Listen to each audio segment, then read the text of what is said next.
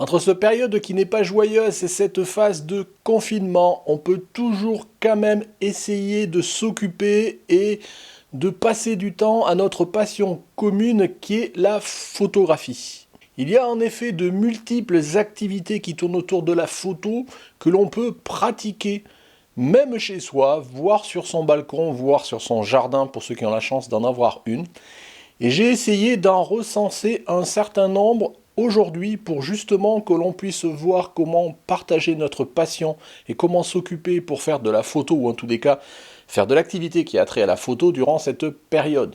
Donc j'ai recensé 9 catégories, 9 différentes activités et c'est un petit peu ça que je voulais partager avec vous. Donc si cela vous intéresse comme d'habitude, c'est parti.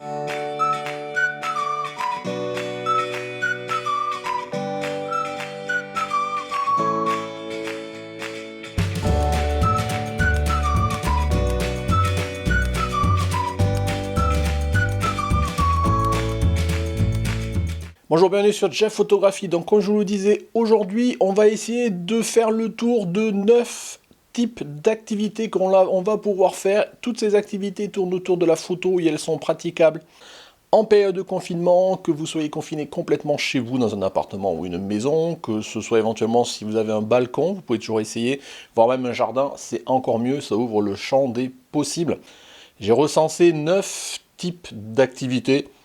C'est peut-être pas exhaustif, voilà, c'est vraiment le tour que j'ai fait et j'ai voulu passer une par une et je vous donner quelques exemples. Ça reste ma vision, mais ça va peut-être vous donner des idées de choses à faire justement pour passer le temps qui peut peut-être commencer à devenir long.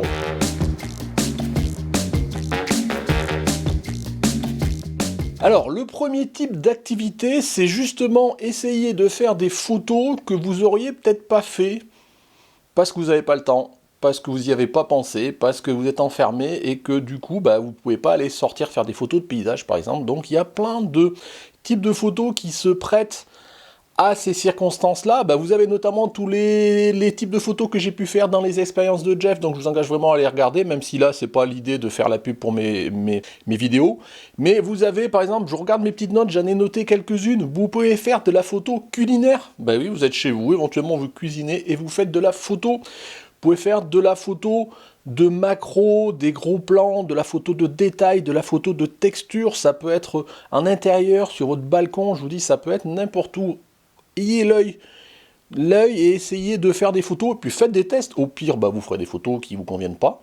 Mais au moins, vous aurez essayé de chercher, d'aller regarder, voilà. Pensez petits détails, rapprochez-vous de votre sujet. Et essayez, et pourquoi pas aller jusqu'à la macro si vous êtes équipé ou ne serait-ce qu'un objectif qui permet de faire une mise au point assez proche. Vous avez toujours une petite bébête, un petit quelque chose, ou pareil, un détail, je sais pas, une vis, un truc, un trou de porte, enfin quelque chose. Voilà. Regardez, ayez l'œil, et vous verrez, ça vous donnera peut-être des idées. Autre type de photo que vous pouvez faire peut-être sur votre balcon, ou encore mieux dans votre jardin, c'est la photo de proxy. Voilà, nos jardins commencent à avoir des fleurs qui fleurissent. Donc ça, voilà, ça peut toujours vous donner des idées à faire des belles photos.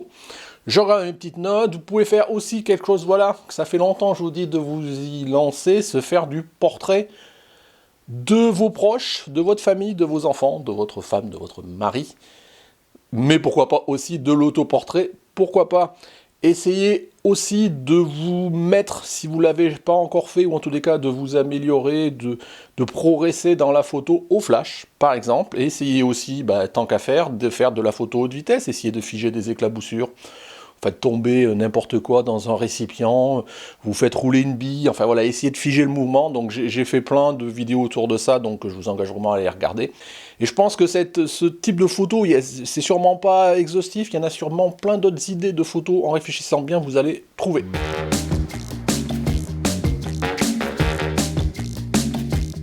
Le deuxième type d'activité que j'ai pu référencer, c'est de essayer d'améliorer ces techniques de développement photo, soit par des techniques que vous maîtrisez pas tout à fait, que vous voulez maîtriser un peu plus, soit en découvrir d'autres.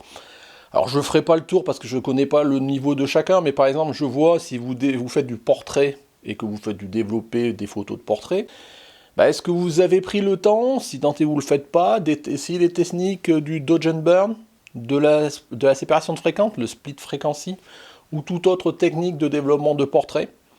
Voilà, moi je sais qu'il n'y a pas si longtemps que ça que je m'y mets, quand j'en ai parlé à certains, ils l'ont découvert aussi, peut-être que vous êtes dans ce cas-là. Essayez, regardez. Alors il faut peut-être avoir Photoshop, mais peut-être que ça peut se faire avec d'autres logiciels, là je vous laisserai regarder. Il y a peut-être d'autres techniques de développement, de fonctionnalités, peut-être du dernier logiciel de développement photo que vous avez acheté ou que vous avez, qui est gratuit, que vous avez utilisé. Il y a peut-être des fonctionnalités nouvelles que vous n'avez jamais testées, c'est peut-être le moment.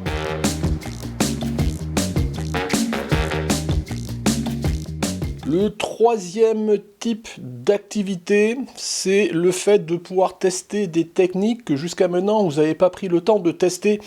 Alors il va falloir voir lesquelles on peut mettre, mais bon, j'ai référencé quelques-unes comme ça. Est-ce que bon, elles valent ce qu'elles valent, mais en tous les cas, c'est par exemple tester de la photographie HDR. Pourquoi pas, ça peut se faire de votre fenêtre, ça peut se faire de n'importe où. Tester l'exposition multiple. Pourquoi pas, je vous laisserai regarder des tutos à droite à gauche sur YouTube pour vous expliquer comment ça fonctionnait. Essayez de faire, pourquoi pas, aussi des timelapses. Voilà, essayez de tester par exemple l'hyperfocale. Pourquoi pas, et comme je disais, bon j'en ai déjà parlé tout à l'heure, essayez d'apprendre à tester, de faire de la photo au flash, là où avant vous n'auriez pas utilisé un flash. Voilà, ça vous permettra de voir comment ça s'utilise ou pas. Il y a sûrement plein d'autres techniques là à tester, justement, c'est l'occasion, voire à améliorer, que je pense pas là. Bah, n'hésitez pas à me les mettre en commentaire pour compléter, pour que ce soit le plus exhaustif possible.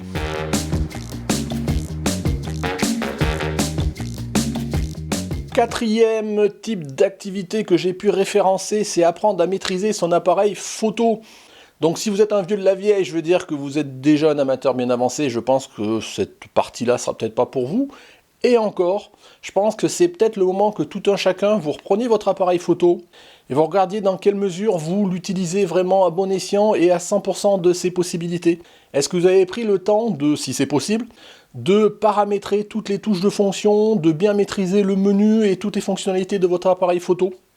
Est-ce que vous avez bien lu les fonctionnalités diverses et donc lu le manuel, et peut-être vous avez des fonctionnalités à découvrir que vous n'avez jamais pris le temps de découvrir et c'est peut-être le moment de le faire. Et enfin aussi, toujours dans cette activité-là, c'est peut-être le moment aussi, je vous disais, de découvrir, souvent dans les appareils photo, notamment récents, vous avez des petites fonctionnalités diverses que, moi je vois, j'en ai sur mon R ou même sur mon 110D à l'époque, des fonctionnalités que je qualifie au quotidien de gadgets que j'utilise pas, mais que ça peut être intéressant de les tester justement là, tant qu'à faire, pourquoi pas, on a le temps, potentiellement, et de voir ce que ça donne, et peut-être que ça me donnera des idées de type de photos à faire plus tard.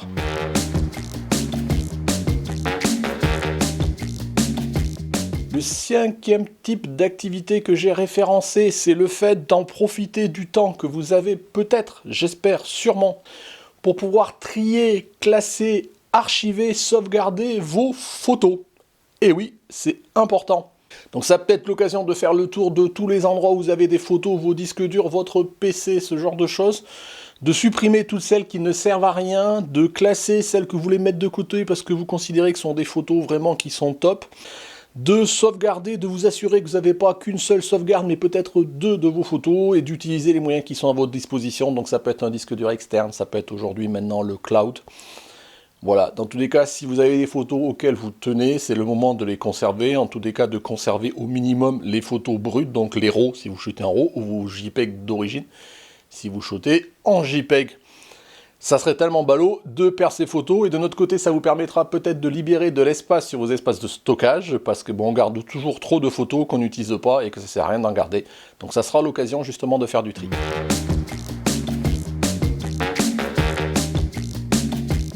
La sixième type d'activité, c'est se former, s'informer, c'est peut-être le moment de vous poser et d'essayer de vous former en regardant des tutos sur YouTube, en regardant des articles ou des tutos, que ce soit sur du matériel, des techniques photo, sur des auteurs, sur tout ce que vous voulez. Sur Internet, des articles, des blogs, ce genre de choses, ça existe, voire de lire des livres aussi, ben oui, ça existe encore. Donc n'hésitez pas, essayez de vous former, de vous informer, c'est le moment, là on peut essayer de se poser, faire le point et y aller.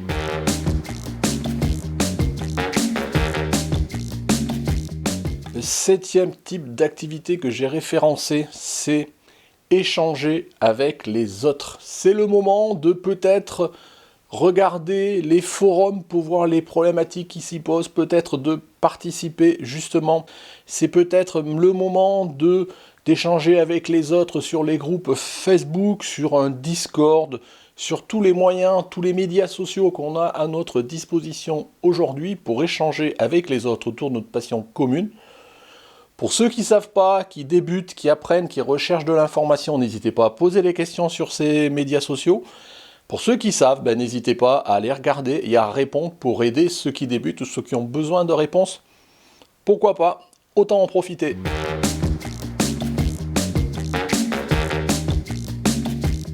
Le 8e type d'activité, vous voyez, on arrive vers la fin, je vous avais dit que j'en avais 9, c'est de faire le point sur votre pratique photo. Donc ça veut dire que vous avez déjà un petit peu de recul sur le type de photo que vous avez fait jusqu'à maintenant, et c'est peut-être le moment de vous poser, de regarder les photos que vous avez pu faire. Si vous avez fait le tri de vos photos avant, justement, ça aura été l'occasion, et de vous demander et de voir comment ressort peut-être vos domaines de prédilection, et peut-être vous dire c'est peut-être là qu'il faut que j'investisse, parce que globalement je fais peut-être plus de photos d'animaux, donc je vais peut-être aller plus me focaliser dans un premier temps sur l'animalier. Je fais plus du portrait, donc tant qu'à faire, autant peut-être que je développe cette compétence ou ce genre de choses. Si on se pose pas, des fois on n'y pense même pas, on fait un peu de tout, et puis on se pose pas la question de dire tiens, je vais peut-être privilégier ça, parce qu'en fait quand je constate, je vois que petit à petit je m'oriente plutôt vers tel type de photo que tel autre, et donc tant qu'à faire, autant se poser et essayer de voir comment justement privilégier cette activité-là. Faites aussi le point sur vos expériences réussies, vos expériences ratées, vos plus belles photos, vos moins belles photos, vos projets réussis, vos projets ratés. Et justement, pour voir comment vous allez vous construire un plan d'action, si je puis dire, pour, dès que la crise sera finie, comment vous allez reprendre de plus belle votre activité photographique et aller droit vers là où vous avez envie d'aller. C'est bien d'avoir un petit peu le temps d'y réfléchir de temps en temps. Et tant qu'à faire, ça va aussi avec le fait qu'on se pose la question de se spécialiser ou pas dans un domaine, faites le point aussi sur votre matériel. Est-ce qu'il y a besoin que vous en changiez? Est-ce qu'il vous manque du matériel complémentaire? Sans pousser à la consommation, je ne vous dis pas forcément d'aller changer votre dernier appareil hybride tout neuf que vous venez d'acheter, ou d'aller acheter le nouvel objectif pile poil qui vous servira à rien si tout ce que vous avez vous convient. Ça peut être acheter le petit accessoire qui va bien, le flash que vous n'avez pas pour tester la photo au flash. Ça peut être d'acheter, ces derniers temps j'échange avec beaucoup d'entre vous, d'acheter le Pluto Trigger parce que vous avez envie de faire de la haute vitesse. Ça peut être n'importe quoi. Mais si vous faites le point un petit peu sur votre activité photo, ça vous donnera des axes de réflexion pour peut-être des investissements futurs. Il faut toujours raison garder et toujours voir si l'investissement il est à la hauteur de votre investissement aussi à vous et de là où vous voulez aller. Ça sert à rien d'investir de trop. Voilà, il faut raison garder.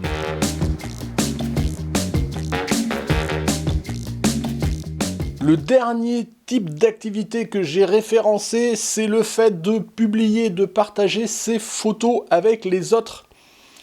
Beaucoup d'entre vous ont tendance à faire les photos et à se les garder pour soi ou juste pour sa famille, mais c'est peut-être le moment justement de vous dire, une fois que vous avez fait le tri, tous ces trucs-là, de voir les partager avec les autres, c'est tellement mieux de le partager avec d'autres, d'autant que vous aurez aussi des retours peut-être plus objectifs, peut-être plus critiques sur vos photos.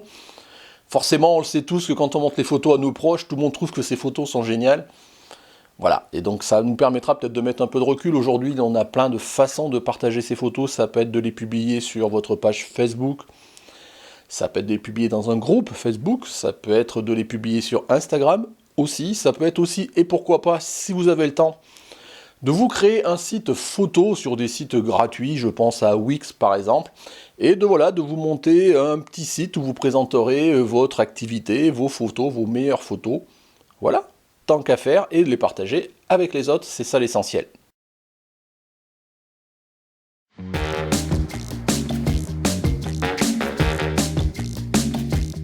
Donc voilà, vous voyez, j'ai fait le tour sur 9 typologies d'activités en lien avec la photo que vous pouvez pratiquer chez vous, en confinement, si tant est que vous allez être confiné, si vous avez le temps, bien évidemment. Et c'est une façon de continuer à garder le fil à la patte avec votre passion, à faire de la photo directement ou indirectement, ou en tous les cas d'y penser, et de se poser par rapport à son activité, par rapport à son matériel, par rapport au type de photos qu'on a fait, le type de photos qu'on aime, le type de photos qu'on n'aime pas, le type de photos qu'on pourrait faire et qu'on va faire du coup. D'associer le plus grand nombre peut-être à faire ce que je vous disais, la catégorie numéro 1, d'essayer des types de photos que vous n'avez pas fait, encore par exemple je vous disais de la photo culinaire. Vous faites à manger, si vous avez des enfants ou vous êtes tout seul, ben avant de manger, ben essayez de mettre un petit peu en scène votre plat et de faire de la photo. Voilà, ce sont des idées toutes bêtes, moi-même j'en ai relayé plein dans mes vidéos, c'est peut-être l'occasion de toutes les regarder. Je sais qu'il y en a certains qui sont en train de se faire, de reprendre depuis zéro toutes mes vidéos, alors je leur souhaite bonne chance, Voilà, enfin bon, l'idée c'est pas faire la pub de mes vidéos. Dans tous les cas, j'espère que ça se passe bien pour vous et pour vos proches. On est tous confinés, donc il faut faire avec, parce que je pense que la meilleure façon pour lutter contre le virus actuellement, c'est bien de rester chez soi pour ceux qui sont confinés, et pour les autres, eh bien, écoutez, bon courage.